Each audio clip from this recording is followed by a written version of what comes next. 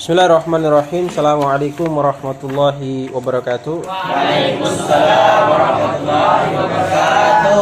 Alhamdulillah rabbil alamin wa bihi nasta'in ala umurid dunya waddin wa ala alihi wa sahbihi ajma'in, amma ba'd.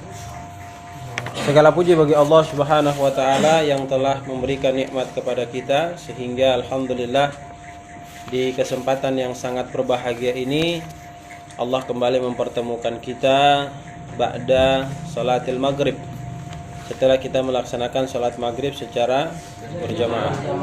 Mudah-mudahan ibadah salat kita diterima di sisi Allah Subhanahu wa taala. Amin ya rabbal alamin. Shalawat teriring salam semoga senantiasa tercurah limpahkan kepada junjungan kita Rasulullah Muhammad sallallahu alaihi wasallam, keluarga, sahabat, dan insya Allah sampai kepada kita semua.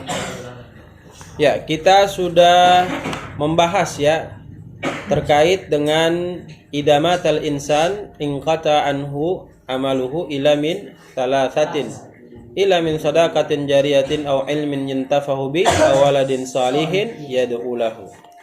Jadi kalau orang meninggal itu terputus semua amalannya kecuali tiga. Apa saja itu? Sedekah tun jariyah, ya, sedekah jariyah. Ilmu yang bermanfaat. Apalagi? Ilmu yang bermanfaat, kemudian anak yang saleh, ya. Membangun jembatan itu masuk dalam kategori apa? Sedekah jariyah. Membangun masjid, sedekah jariyah, ya. Kamar mandi dan lain sebagainya itu termasuk sedekah jariyah. Kemudian kita juga sudah bicara dan membahas terkait dengan lakinu mautakum la ilaha illallah. Ya, talkinlah oleh kalian, bimbinglah oleh kalian. Makna talkin itu bimbing, ya. Arahin, ajarkan, ya. Orang yang sudah mau sakaratul maut, artinya dia sudah mau meninggalkan dunia ini, maka bimbing dia dengan kalimat la ilaha illallah. Kenapa kita harus bimbing dia dengan kalimat la ilaha illallah? Kenapa? Jawabannya adalah merupakan perintah dari Nabi Shallallahu Alaihi Wasallam. Siapa yang mengucap kalimat la ilaha illallah sebelum dia dijemput oleh malaikat maut, maka dia akan masuk ke dalam surga, ya. Kita juga sudah belajar man kadzaba alayya muta'ammidan fal yatabawwa maq'aduhu minan nar. Siapa yang sengaja mengatasnamakan Rasul sallallahu alaihi wasallam terhadap sebuah perkara yang dia sampaikan, dia dusta atas nama Nabi sallallahu alaihi wasallam, maka tempat duduknya kelak di akhirat adalah nerakanya Allah Subhanahu wa taala. Maka harus berhati-hati dalam penyampaian. Kalau bukan dari Nabi, jangan katakan dari Nabi. Pas benar-benar dari Nabi baru kita katakan dari Nabi sallallahu alaihi wasallam. 6. Kemudian kita juga sudah membahas terkait masalah hadis yang menjelaskan man da'a ilal huda kana lahu minal ajri mithlu ajuri man tabi'ahu la yanqusu dzalika min ajurihim syai'an wa man da'a ilal dhalalatin kana alaihi minal ithmi mithlu athami man tabi'ahu la yanqusu dzalika min athamihim syai'an. Jadi ada dua perkara, ada perkara baik dan perkara buruk. Siapa mengajarkan temannya melakukan kebaikan, maka dia akan mendapatkan pahala kebaikan dari temannya yang melakukan tersebut. Jadi tidak mengurangi porsi pahala yang dikerjakan temannya, ya. Tidak mengurangi pemberian pahala Allah kepada temannya yang melakukan kebaikan. Begitupun sebaliknya, mengajak teman untuk melakukan kesalahan, berbuat zalim, ya, maka dia akan mendapatkan dosa dari apa yang diajarkan. Dan temannya kalau melakukan itu juga, maka dia akan mendapatkan dosa seperti ya apa yang dilakukan si pengajar yang kepada dirinya. Kemudian kita juga sudah belajar qala Allahu ana aghna syuraka'i anisyirk man amilan asyraka fihi ma'i ghairi taraktuhu wa syirkahu. Jadi jangan coba-coba kita melakukan kesyirikan kepada Allah dalam sebuah amalan. Jangan sekali-sekali kita melakukan kesyirikan kepada Allah dalam sebuah amalan. Sebab kalau kita melakukan itu, maka akan menyebabkan keterpurukan datang pada diri kita. Kenapa? Karena nanti taraktuhu wa syirkahu. Allah meninggalkan kita karena kesyirikan kita. Nanti kita tidak akan ditolong oleh siapapun karena perbuatan syirik kita. Kita juga sudah belajar, alhamdulillah, man shalla alayya wahidatan sallallahu alaihi asyran. Siapa yang berselawat kepada Nabi sallallahu alaihi wasallam, maka dia akan mendapatkan ganjaran yang istimewa. Apa ganjarannya? Sallallahu alaihi asyran. Sallallahu alaihi asyran. Maksudnya Allah akan bersalawat juga memberikan kepadanya 10 ganjaran. Di sini maksud salawat ini ya Allah memberikan kebaikan ya. Kebaikan kepada orang yang sering bersalawat kepada Nabi Shallallahu alaihi wasallam. Kebaikannya banyak ya. Entah nanti mungkin disukseskan hidupnya, ya karirnya bagus, ya dia menjadi pedagang yang sukses atau apa, pokoknya semuanya itu disukseskan oleh Allah Subhanahu wa taala. Nah, sekarang kita masuk ke hadis ke-39. An Abi Hurairah radhiyallahu anhu anna Rasulullah sallallahu alaihi wasallam qaal, "Kullul muslim 'alal muslim haramun dammuhu wa maluhu wa 'irduhu." Ya. Kullul muslim 'alal muslim. Jadi kata Nabi sallallahu alaihi wasallam, setiap muslim yang satu ke muslim yang kedua lainnya. Satu muslim dengan muslim yang lainnya. Ya, haramun damhu, itu haram darahnya. Artinya kita tidak boleh minum darah. Ya. Kita tidak boleh saling melukai sampai keluar darah ya. Karena di sini apa? Haramun damhu, ya. Kedua-duanya itu haram darahnya. Jadi tidak boleh berkelahi sampai picah, apalagi bawa parang kejar orang. Ya, itu nggak boleh. Ini parang kejar orang masih mending. Ini dari jauh tarik panah. Ya. Sange-sange lagi. Ya. Jadi nggak boleh. Jangan sampai gara-gara permasalahan kecil keluar darah di antara kita. Haram, ya. Karena di sini dikatakan haramun dam. Diharamkan darahnya, damuhu darahnya. Wa maluhu. Kemudian hartanya. Ya. Hartanya juga jangan sampai terjadi sesuatu yang tidak diinginkan. Menzolimi yang satu karena untuk mendapatkan harta. Ini nggak boleh. Ya, gara-gara pangkat, jabatan, kedudukan kita membuat perkara yang mengalirkan darah di antara kita. Ini haram hukumnya. Ya, nggak boleh seperti yang demikian. Kemudian wa irduhu. Mana irdu? Irdu artinya kehormatan. Ya. Jadi kita itu sama saudara kita harus saling menjaga kehormatan satu sama yang lain. Artinya saling melindungi satu sama lain ya. Jangan kita biarkan saudara kita terzolimi. Kita pun harus dijaga saudara kita agar tidak terzolimi. Jadi harus hati-hati. Ya, selanjutnya kita masuk ke hadis ke-40. An Abi Hurairah radhiyallahu anhu anna Rasulullah sallallahu alaihi wasallam qaal, "Ma naqasat sadaqatun min malin wa ma zadallahu 'abdan bi afwin illa izan wa ma tawadda'a ahadun lillahi ila rafa'ahu Allah." Ya. Ini ada dua perkara yang perlu kita pahami secara bersama, kita mengerti secara bersama. Kemudian tidak hanya sekedar mengerti, kita diharapkan untuk mampu melakukan kebaikan yang sudah kita dengarkan. Ma naqasat sadaqatun min malin. Ya. Ini penjelasannya terkait dengan siapa di antara kita yang selalu senantiasa mengeluarkan sedekah. Siapa di antara kita yang selalu senantiasa mengeluarkan sedekah? Min malin, dari harta yang dia miliki. Ya, dari harta yang dia miliki. Wa ma zadallahu 'abdan bi afwin illa idan.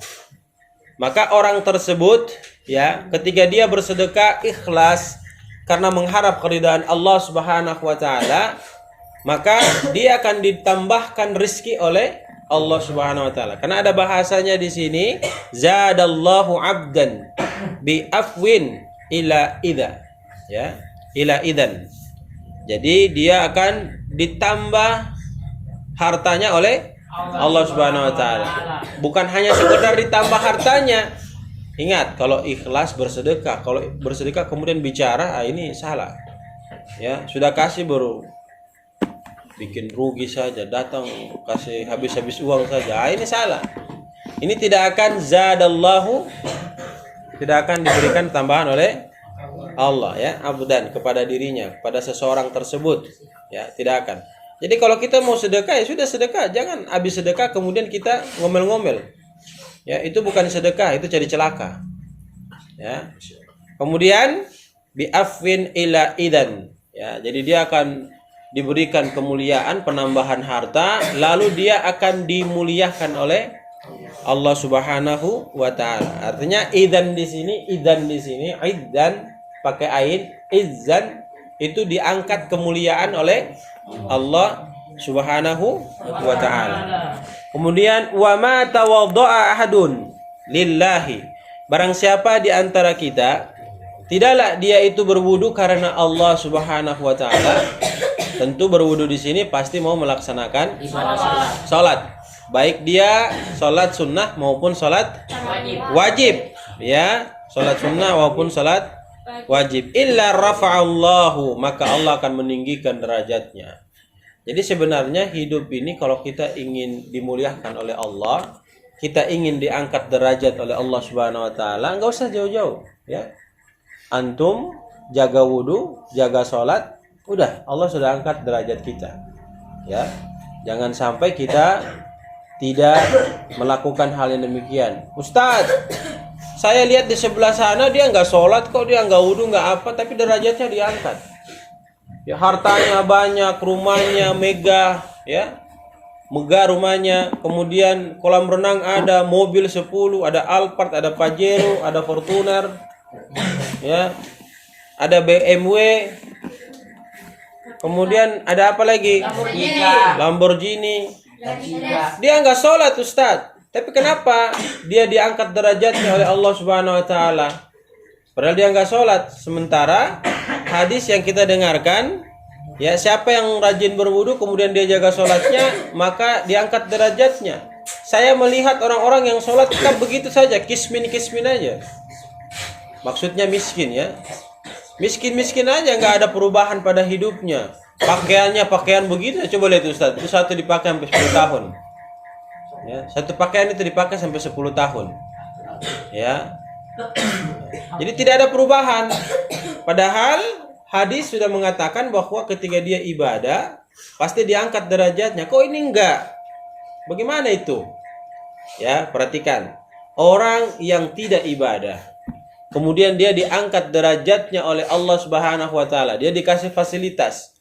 Lantas fasilitas itu membuat dia jauh dari Allah Subhanahu wa taala, maka ini disebut istidrat. Ya.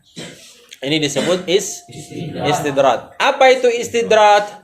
Istidrat adalah Allah memberikan fasilitas kepada seorang hamba, apa saja yang dia inginkan diberikan oleh Allah. Namun semua yang dia dapatkan itu membuat dia jauh dari Allah Subhanahu wa taala. Dia enggak sholat, dia enggak jaga wudu. Dan kalau dia dalam kondisi demikian terus seperti yang demikian, maka kelak di akhirat dia akan masuk ke dalam nerakanya Allah Subhanahu wa taala. Boleh di dunia kita lihat dia gembira, dia bahagia, tapi sebatas di dunia saja. Malah kita yang santai-santai, yang baju biasa-biasa, ya, barangkali mungkin ada sobeknya dan lain sebagainya, tapi kita istiqomah jaga wudu kita istiqomah ibadah, maka kita di akhirat nanti yang lebih tinggi dibandingkan dengan orang-orang yang kaya tadi, tapi mereka tidak ibadah.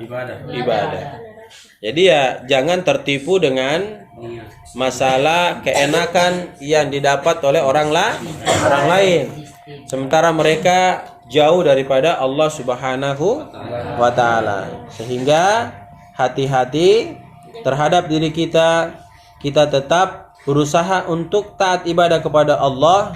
Apapun yang Allah berikan kepada kita, kita harus tetap bersyukur. La in syakartum wa la azidannakum wa la in kafartum inna adzabi lasyadid. Ya. Bersyukur maka Allah akan tambahkan rizki. Ini orang salah paham ini, kebanyakan salah paham. Yang dimaksud rizki di sini ini bukan berarti kalian kemudian kaya raya, bukan.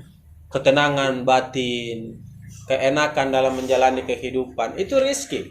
Hidup sehat, ya, tidak ada sakit, itu rizki. Tapi orang di otaknya selalu ada mobil, ada uang, itu disebut rizki. Enggak, ya. Jadi rizki yang sempurna itu adalah di mana kalian hidup kemudian kalian taat ibadah kepada Allah Subhanahu wa taala. Itu yang sempurna. Ya, lebih bagus lagi ketika kita berada pada posisi memiliki harta yang banyak kemudian kita taat ibadah kepada Allah. Itu lebih mantap lagi. Karena ibadah kita sudah jaga, sedekah kita sudah jaga. Jalankan terus, lancar terus, ya. Karena kita punya harta. Ya, kalau orang kaya kemudian dia taat ibadah pada Allah, coba lihat, rata-rata orang seperti begitu tuh keluarkan uang enggak tanggung-tanggung dia. Biar segepok begini dia kasih, ambil. Nanti orang yang terima itu kaget. Ini bagaimana ini? Udah ambil saja. Ya. Pulang sampai di rumah cerita, wah si fulan luar biasa. Kalau keluarkan sedekah itu sangat luar biasa. Cuma ya jangan berpikir lagi nanti saya datang ke dia deh.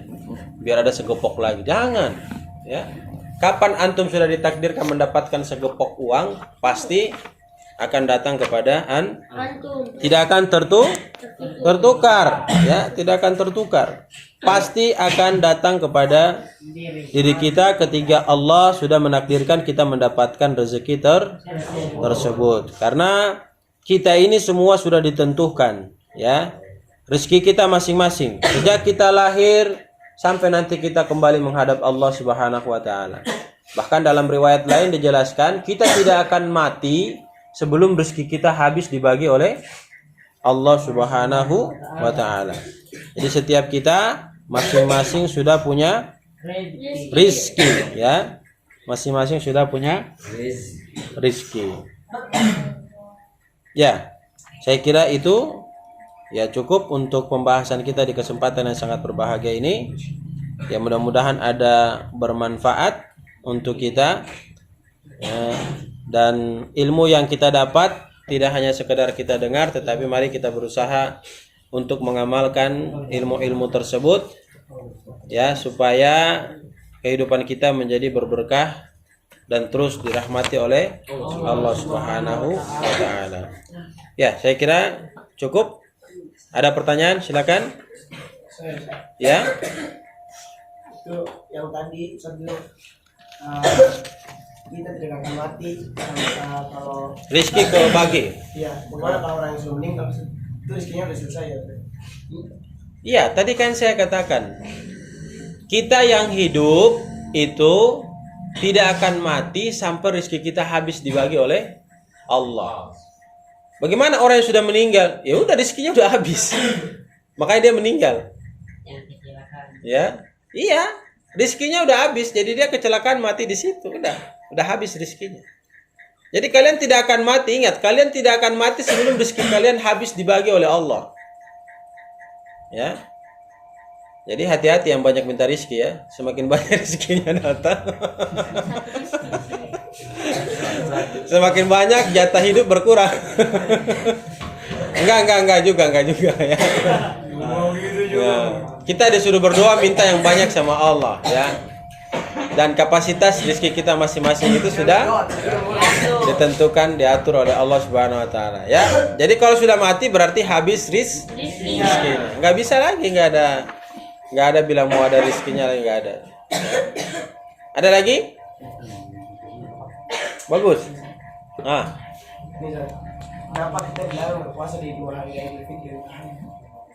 Kenapa kita dilarang berpuasa di 2 hari raya Idul Fitri dan Idul Adha? Ya, kalau Idul Fitri kan hari kemenangan. Jadi kita mesti senang-senang, kita mesti bahagia, dan itu haram untuk berpuasa. Ya. Ya. Jadi kita ingin bahagia, kita ingin happy, kita ingin senang, maka Allah memerdekakan kita. Jadi tidak ada beban sama sekali, ya. Jadi kedua hari raya itu kita dilarang berpuasa karena itu yaumut ta'am, ya, hari makan-makan. Tidak boleh kita ganggu-gugat dengan puasa. Ya, kalau yang berpuasa berarti dia bawa aliran baru lagi. Awas, jangan disebut nabi baru. Ya. Bagus. Ada lagi? Satu lagi? Gak ada? Ya, kalau nggak ada? Cukup? Ada lagi pertanyaan di tengah? Ini dari sini, dari ujung sini yang sudah bertanya nih. Sebelah tengah, belakang belum nih. Mana yang di tengah? Pertanyaannya apa nih? Yang di belakang pertanyaannya? Ya. Jadi kalau kajian-kajian seperti begini nih turun itu sudah punya pertanyaan, ya. Supaya kalau ada kesempatan bertanya itu kita diskusi. Jangan disuruh tanya diam-diam. Ayo. Yang tengah. Santri yang tengah, gak ada pertanyaan. Yang di belakang. Gak ada. Sekali lagi gak ada. Oke, kalau gak ada kita tutup dengan doa kafaratul majelis. Oh iya, tunggu. Oke, silakan. Ada pertanyaan? Ternyata dari belakang ada pertanyaan.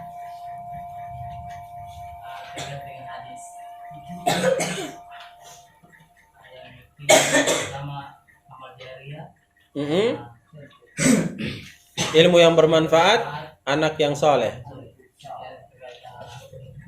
Yang pertama tadi. Sedekah jariah. Dia selalu hidupnya selalu berbuat Baik. dia menjaga lisannya. Dia tidak menjaga lisannya. Iya. Terus? Sampai wafat itu. Oke, ada orang dia itu nampak di mata kita sangat luar biasa sosialnya. Ya, boleh kita katakan sedekahnya sangat luar biasa. Tapi di samping itu dia mempunyai kekurangan. Lisannya tidak bisa dijaga. Ya, perhatikan. Kalau kita bahas lisan, ini hadis Nabi banyak. Man kana yu'minu billahi wal yaumil akhir falyakul khairan aw liyasmut.